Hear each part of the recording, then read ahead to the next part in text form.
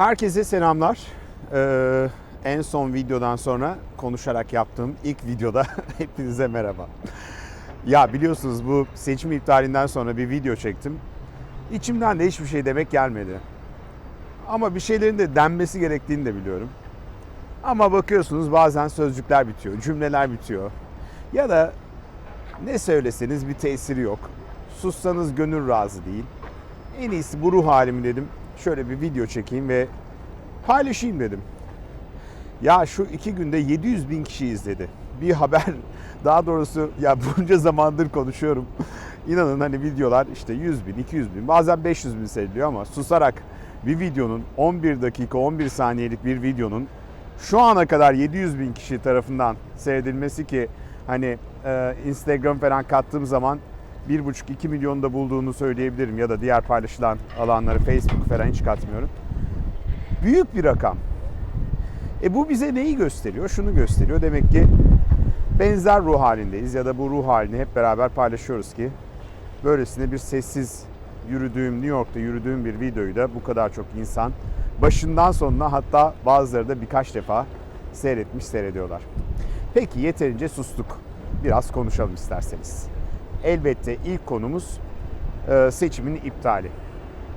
Şimdi seçim iptal oldu. Bir taraf ilk başta moraller çok bozuldu. Sonra da tam tersi bir etkiyle herkes ayaklandı ve bu seçimi tekrarında yeniden kazanacağız dedi. Ve bir de slogan buldular. Her şey çok güzel olacak. Sloganı bulan aslında Ekrem İmamoğlu'nun reklamcıları ya da İmamoğlu değil. Ekrem İmamoğlu bir arabanın içinde böyle bir yolda giderken bir tane çocuk sesleniyor. 11-12 yaşlarında bir çocuk. Her şey çok güzel olacak Ekrem abi diyor. Hatta Ekrem İmamoğlu ilk bir duyuyor bunu. Anlamıyor bir ya hoşuna gidiyor. Gidiyor camı açıyor ya ne kadar güzel söyledin diyor. Bravo diyor. Yani 11-12 yaşındaki bir çocuk önümüzdeki İstanbul seçimlerinin kaderini belirleyecek sloganı tamamen içten kendi içinden gelen cümlelerle, kelimelerle, duygularla belirledi diyebiliriz. Peki her şey çok güzel olacak mı? Şimdi her şey çok güzel olacak yazmak bir temenni. Bunun altına imzanı atmak bir yerde taraf olmak. Ama sonrasında her şeyin güzel olması için bir tarafta bazı noktaların halledilmesi gerekiyor. Bazı işlerin ivedilikle yapılması gerekiyor. Onlardan bahsedeceğim. Ama öncesinde ortaya çıkan tabloyu konuşalım mı biraz? Ne oldu, ne çıktı? Seçimin iptalinden sonra tabii bunu şimdi AK Partililer özellikle diyorlar ki işte şurada şu vardı, burada bu vardı. Burada bu yolsuzluk yapıldı, FETÖ'cü şuydu, buydu. 1000 tane şey söylüyorlar. Şimdi bunu söylüyorlar söylemesine ama kendi yazarlarına, eski AK Partililere, Abdullah Gül'ü, Ahmet Davutoğlu'nu bile ikna edebilmiş değiller. Dünyayı zaten ikna etmeleri zor. Evet bir karar alındı ama bu kararı herkesin inanmasını beklemek ya da hukuki olduğu kabul edilse bile evrensel şartlarda bunun herkes tarafından evet ya bunlar da çok haklı denilmesini beklemek çok zor. Elbette bu önümüzdeki seçimlerde güveni sarsıyor. Yani bundan sonraki seçimlerde de böyle şeyler olur mu acaba ya? Aynı zarftan çıkan işte 4 tane şeyden 3 tanesi iptal kabul edilip bir tanesi iptal edilir mi diye soruyor insanlar haklı olarak. Olur mu? Bu büyük bir şüphe şu anda en azından 23 Haziran'daki seçimlerde. Bu seçimin iptaliyle beraber Ekrem İmamoğlu diye bir adam çıktı artık Cumhurbaşkanı Erdoğan'ın karşısındaki isme dönüştü, rakibe dönüştü. Yani önümüzde 23 Haziran seçimlerinde Cumhurbaşkanı Erdoğan İstanbul Belediye Başkan adayı Ekrem İmamoğlu ile yarışacak. Diyeceksiniz ki ne alaka kardeşim? Birisi Cumhurbaşkanı, birisi İstanbul Belediye Başkan adayı. Öyle değil işte. Şu andaki tabloda bu alınan karar ve şu andaki siyasi konjonktür bunu bu araya getirdi. Şimdi Cumhurbaşkanı Erdoğan'ın siyasi geçmişine baktığınız zaman zaten şöyle bir huyu var. Sürekli kendisinin bir kabul edilme ya da onaylanma sürecini görüyorsunuz. Yani her seçim aslında bir beka meselesine ya da Erdoğan'a evet diyor musun demiyor musun meselesine dönüştürüldü. Bu seçim bunun Allah'ı olacak diyebiliriz yani. O yüzden en azından muhalefet bunu sadece bir İstanbul seçimi olarak görmeyecek. Ekrem İmamoğlu da gayri resmi diyelim önümüzdeki Cumhurbaşkanlığı adaylarından biriymiş gibi alacak. Ve zaten bugüne kadar bir önceki seçimde ana tema neydi? Erdoğan'a karşı olmak ya da olmamaktı. İşte bu seçimde de önümüzdeki 23 Haziran seçiminin ana belirleyicisi de bu olacak. Yani Erdoğan'ı destekleyenler ve Erdoğan'a karşı olanlar. Sağcısı, solcusu, Kürdü, Türkü değil. Özünde birleştiren mesele bu olacak. Abdullah Öcalan'ın yaptığı bir açıklama var 8 yıldan sonra. Bu seçime yoruluyor. Bence bir alakası yok. Birazdan sizlere nedenini anlatacağım. Şimdi her şey çok güzel olacak mı? Bunun olması için en önemli şey bence iki şey var. Bir, CHP'nin sandıkların kontrolünü demeyeyim de artık sandıkların denetimini çok iyi yapması. Yapabilir mi? Yaptı. Bu seçimde gördük. Islak imzaları yerinde toparladı. Zamanında aldı ve bu yüzden iptal edemediler mesela seçimi. Bambaşka bir nedenden dolayı iptal ettiler. Yeniden buna dikkat eder mi? %100 eder. Peki yapması gereken asıl ne? Bütün bu iletişimini Türkiye ve dünya kamuoyuyla da paylaşmak. Bunu nasıl yapacak? Şimdi biliyorsunuz seçimlerde eskiden çeşitli ajanslar vardı ve bu ajansların verilerini kullanıyordu biz gazeteciler. Siz de oradan duyuyordunuz. Son zamanlarda kala kala elimizde bir tek Anadolu Ajansı kaldı. Anadolu Ajansı'nın halinde görüyorsunuz. Manipülasyon yaptığını artık kimse sizden ne onlar saklıyor ne de siz saklama ihtiyacı bile duymuyorlar. En son hatta 12 saat falan veri akışını kestiler. Niye? Ekrem İmamoğlu öne geçti diye. Şimdi eğer her şey çok güzel olacağına inanıyorsa CHP ilk olarak bu veri akışını kendi tabanından yaratmak zorunda. Şimdi geçen seçimlerde ben KRT televizyonuna baktım. Orada mesela Serdar Akina'nın yayınında bir CHP verisini veriyorlardı. Bu CHP verisini nasıl veriyorlardı, nereden veriyorlardı tam olarak bilmiyoruz ama Serdar Akina'na sordum ya bu nereden geldi? Dedi ki ya var böyle bir veri. İşte bir tıkır tıkır da işledi. Kardeşim ben en son seçim yayınında da söyledim. Yani madem böyle bir veri var ya da böyle bir veri yoksa bile bu veri ortamını yaratmalı ve CHP bence Anadolu Ajansı'na bir alternatif sunmalı. Bunu CHP mi sunar? CHP'yi destekleyen iş adamları mı sunar? Gazeteciler mi sunar? Kim sunar bilmiyorum ama sunmak zorunda. Bu eğer her şey çok güzel olacak diyorlarsa olması gereken 1 numaralı, 2 numaralı madde bu. Yani 1 numaralı madde sandık güvenliğini ele almak, 2 numaralı maddede bu sandık güvenliğini ele aldıktan sonra bunu kamuoyuyla, televizyonlarla paylaşmak. Bunu Serdar Akinan yapıyor. Şimdi geçen sefer Mehmet Ali Çelebi ile yapmaya çalıştı. CHP beceremedi. Büyük bir Muharrem İnce meselesinde hayal kırıklığına uğradı. Bunu bence şu anda Serdar Akinan yapıyor. Alın kardeşim çağırın Serdar Akinan'ı. Al veri bu nasıl yapıyorsan yap şunu bütün kamuoyuna ver. Yayınlayalım. Bütün şeyden yayınla de. Yani bunu CHP resmi olarak yapamıyorsa da ne bileyim CHP'yi destekleyen ajanslar olur, gazeteciler olur, televizyonlar olur. Onlar yapabilir diye düşünüyorum ve bunu yapmak zorunda. Bunu yapmazsa yine böyle bir soru işaretleriyle dolu bir seçim geçecektir. Seçim güvenliği kadar seçimin o güvenliğin nasıl olup olmadığını da kamuoyuyla paylaşmak zorunda. Anadolu Ajansı diyeceksiniz ki Anadolu Ajansı yapıyor. Yapıyor. Sen oradan devam et o zaman izlemeye. Anadolu Ajansı versin. Herkesin gözü zaten ya bizim yayınlarda ya Fox TV'de ya bilmem ne de. Bu çok önemli bence. Şimdi bazı arkadaşlar diyor ki peki ne olacak? Vallahi bilmiyorum ne olacak. Çünkü 22 Haziran gecesi Türkiye ile şu anda bu yayını hazırladığım işte 7-8 Mayıs arasındaki Türkiye arasında nasıl bir Türkiye değişecek? Ekonomik olarak, siyasi olarak, gündem olarak ne olacak bilmiyorum. Değişir mi? Umarım değişmez. Yani umarım ekonomi daha da düzelir. Umarım bu şu andaki şey devam eder. Hani ne diyeyim bir güvenli ortam devam eder. Ama etmeyebilir mi? Etmeyebilir de çünkü gördük bunları da yaşadık yani daha önceki 24 Haziran seçimlerinden sonra ne olduğunu gördük yani Türkiye'de bombalar patladı bilmem ne oldu bambaşka bir ülkeye doğru evrildi. Abdullah Gül'le Ahmet Davutoğlu bile ikna olamadı dedim. Abdullah Gül bile isyanlarda. Tam diyeceğim ki ya işte be beklenen isyan geldi bir gülme geliyor bana. Abi ya biliyoruz ki Ahmet Davutoğlu da Abdullah Gül de Recep Tayyip Erdoğan siyasetin içinde olduğu sürece siyasete adımlarını atmayacaklar. Böyle yandan bir tweet işte ayda yılda 40 yılda bir tweetle belki de kendi vicdanlarını da susturmaya çalışacaklar. Bir parça buna da bir şey olacak diyorum ben. İşte ne olacak bilmiyorum hiçbir şey olmayacak işte. Rahatlayacaklar mı? Rahatlamazlar da. Yük büyük. Şimdi her şey çok güzel olacak sloganını ilginç olan bugüne kadar pek çok siyasete bulaşmayan sanatçı tarafında deklare edilmesi, hatta işte Tarkan'ından Cem Yılmaz'ına, Yılmaz Erdoğan'ından Şahan'ına kadar pek çok popüler kültürün domine eden sanatçılar tarafından sahiplenilmiş olması. Bu yeni bir şey. Bu bir anlamda gezi ruhundan bu yana belki de ilk kez olan bir şey. Şimdi bazı muhalifler var. Kafasız muhalifler diyeyim ben bunlara. Diyorlar ki bunların hakkı neredeydi? Ya kardeşim sana ne? Sana mı soracak aklım neredeydi?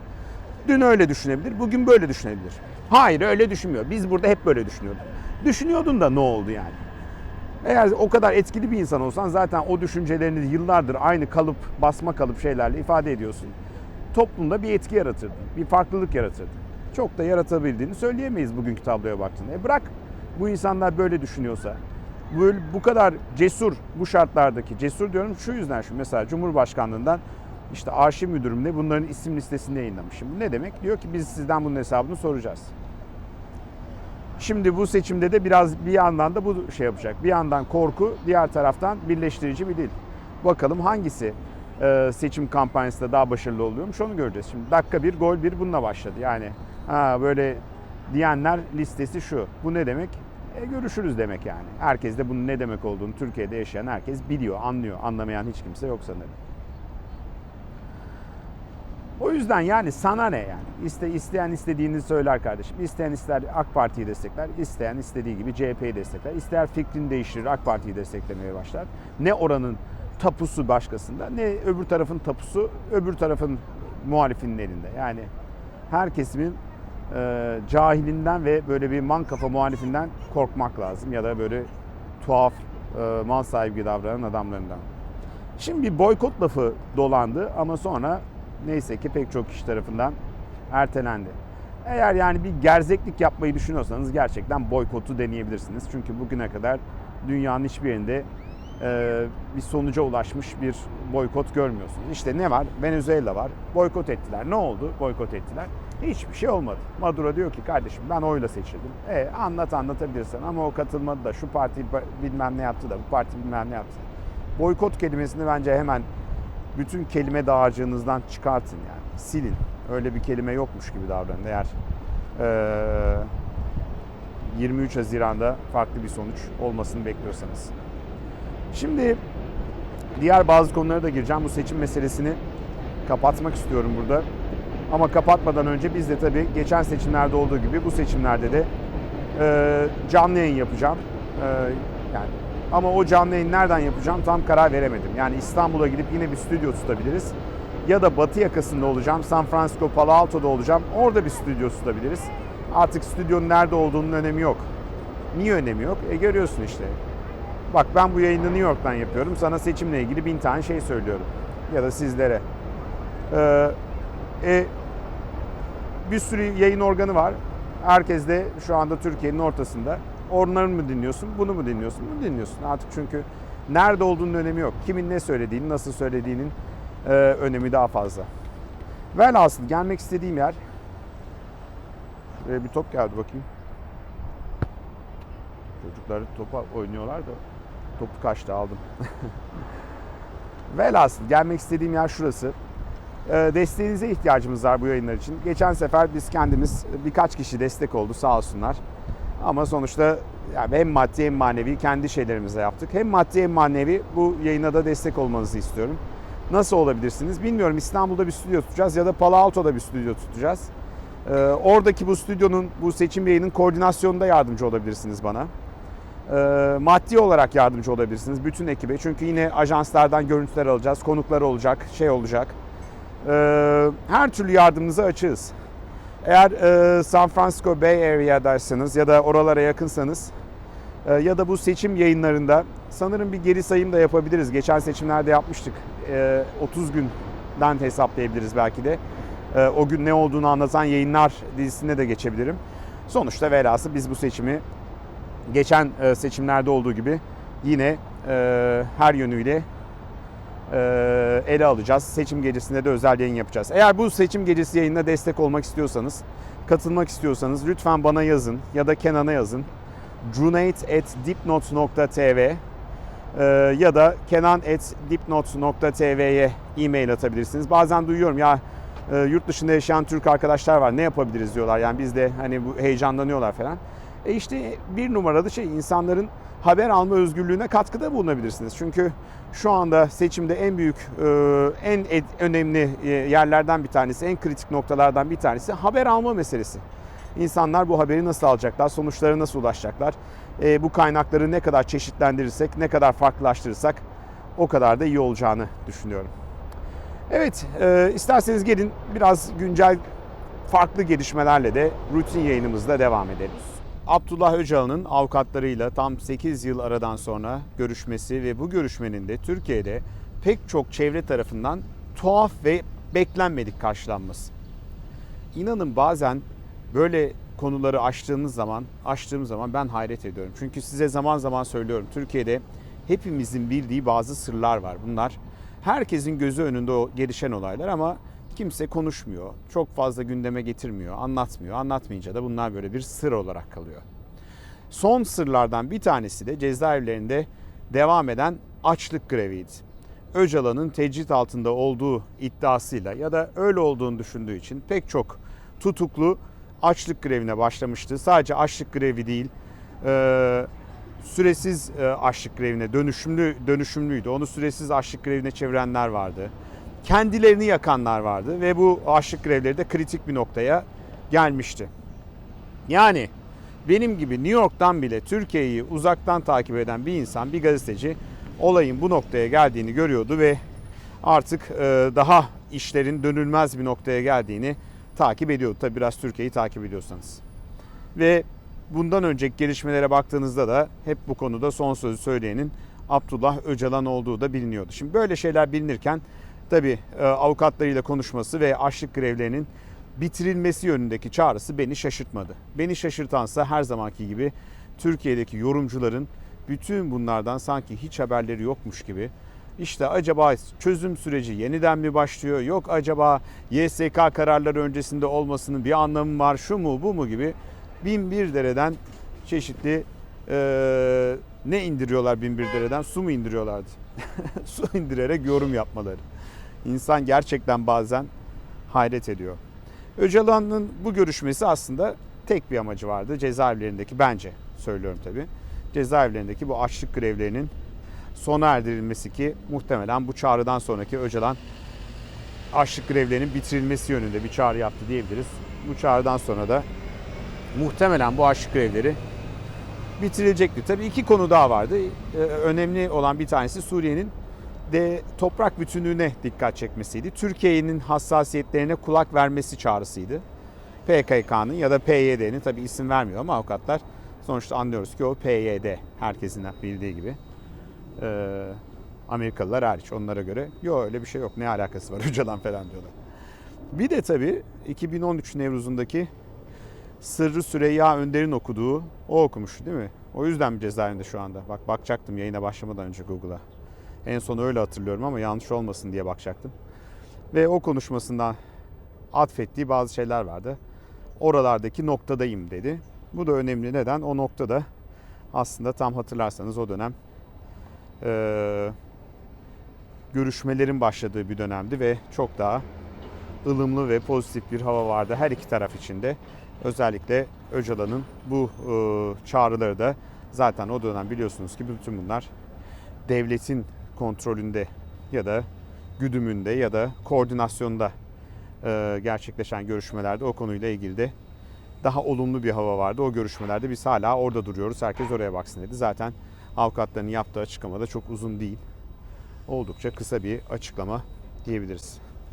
Evet, bu bence siyasette şu günlerde, son zamanlarda en önemli konuların başında geliyor. Neden?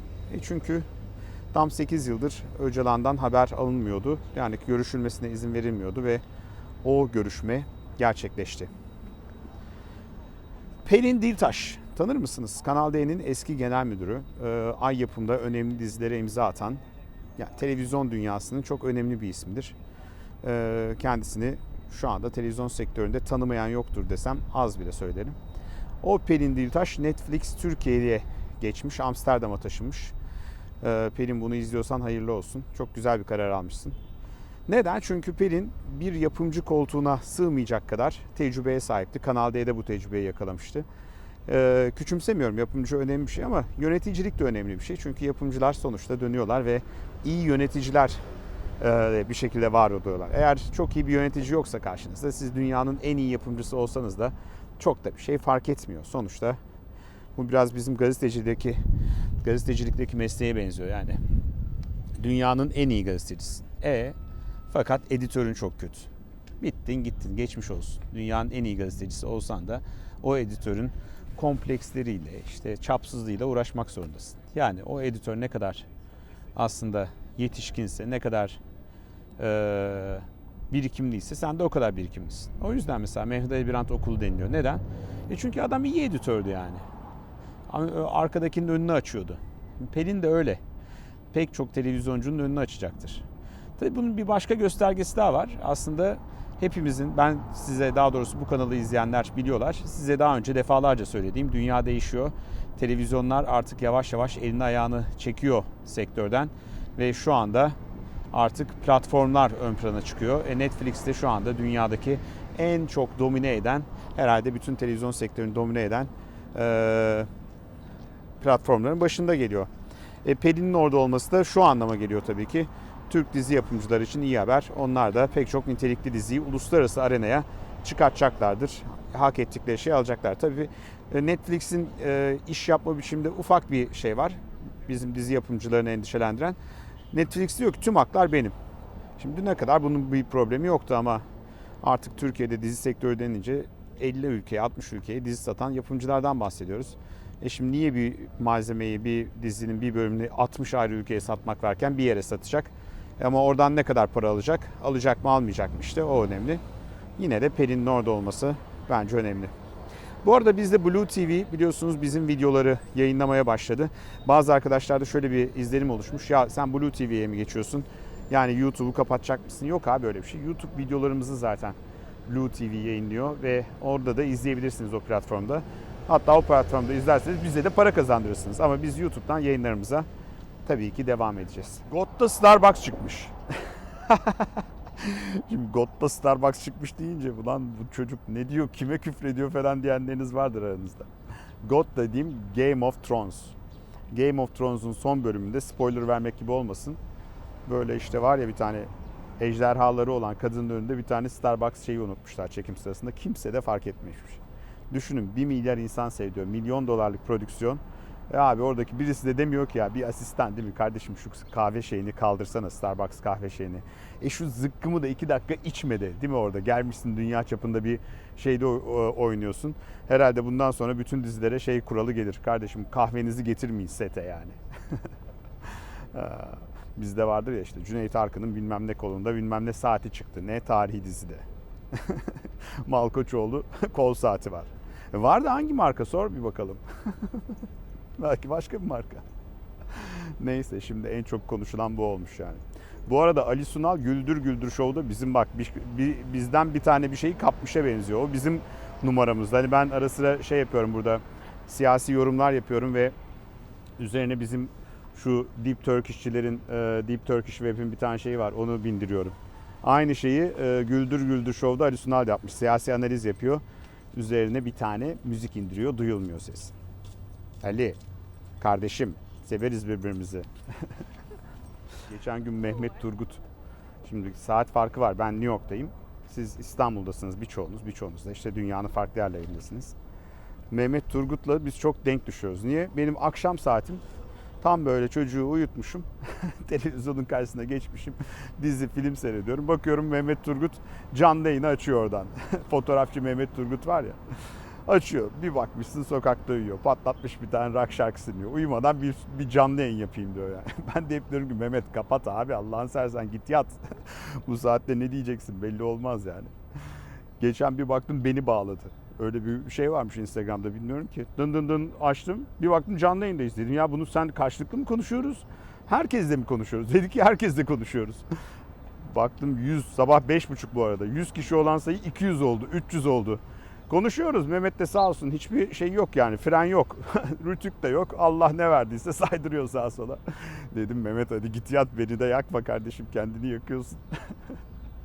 Biliyorsunuz şimdi bizde hep hukuk konuşuluyor. Hukuk şu mahkeme bunu yaptı, bu mahkeme bunu yaptı. Ama tuhaf da kararlar var çoğu yani. Onları konuşup tartışıp hayatımızı geçiriyoruz. Burada da ilginç davalar var. 2 tanesinden bahsedeyim.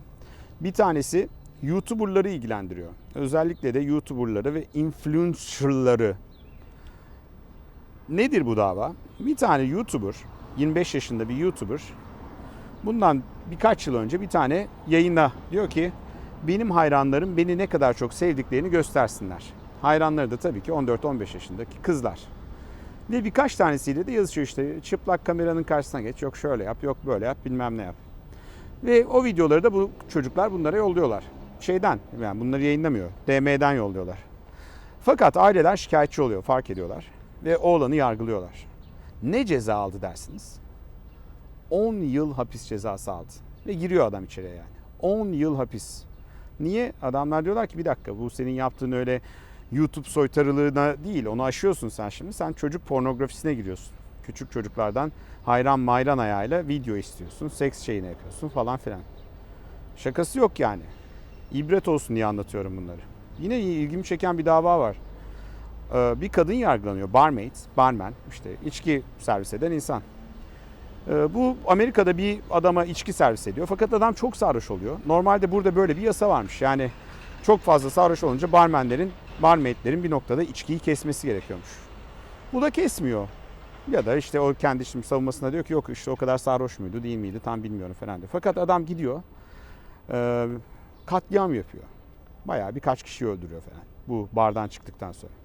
Kadını yargılıyorlar. Bayağı birkaç yıl hapis istiyorlar yani. Sen nasıl buna içki servisi yaparsın diye. Tabii bu kavramları unuttuk biz, böyle şeyler. Yani bizim hayatımızdan çoktan çıktı yani böyle şeyler.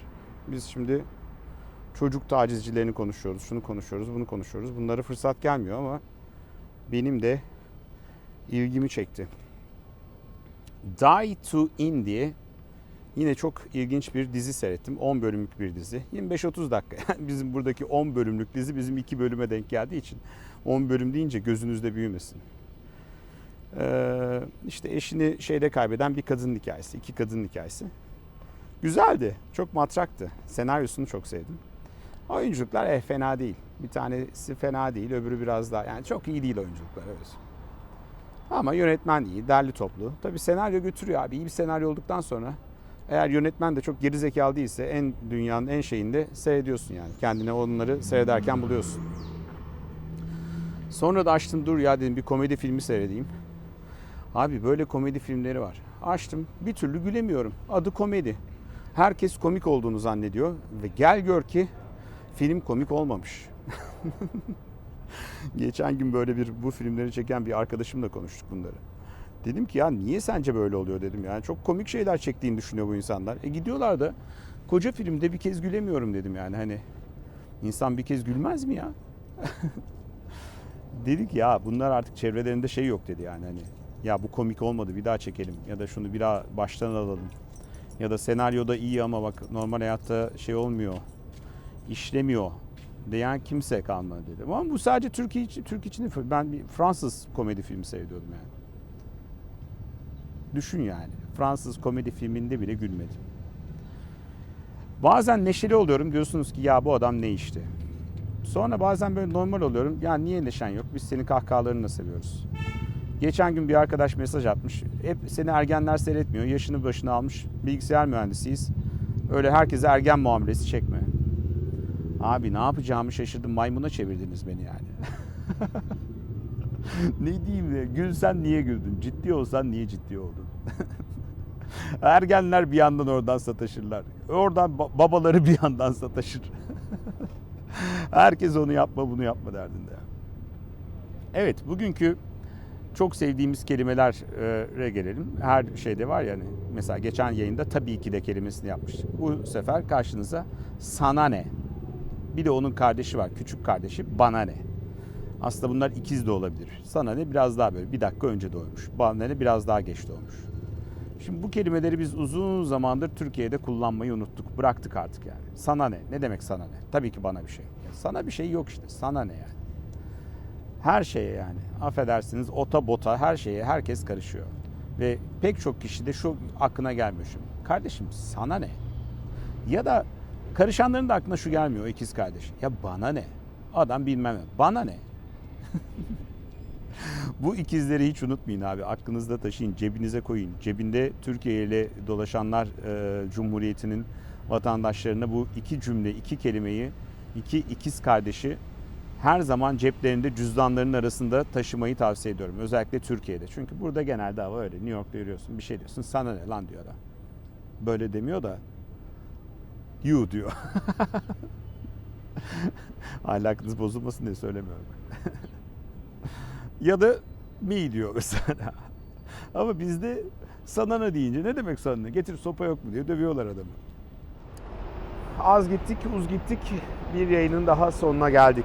Dediğim gibi seçim gecesindeki yayınlarda eğer siz de Cüneyt Özdemir YouTube kanalındaki yayınlara katkıda bulunmak istiyorsanız cuneyt@dipnos.tv ya da kenan@dipnot.tv adresine maddi manevi nasıl katkıda bulunabileceğini söyleyebilirsiniz. Özellikle San Francisco, Palo Alto, Bay Area'da bulunanlar birkaç kişi koordinasyonda yardımcı olabilir. Stüdyo bulmada, ayarlamada eğer varsa tanıdıklarınız şimdiden iletişime geçebilirsiniz. Ya da eğer bilmiyorum eğer ekonomik olarak daha güçlü bir destek alırsak yayınları Türkiye'den de yapabiliriz. Bunun için de her türlü desteğinizi açığız. Patreon.com'dan da bize destek olabiliyorsunuz bildiğiniz gibi.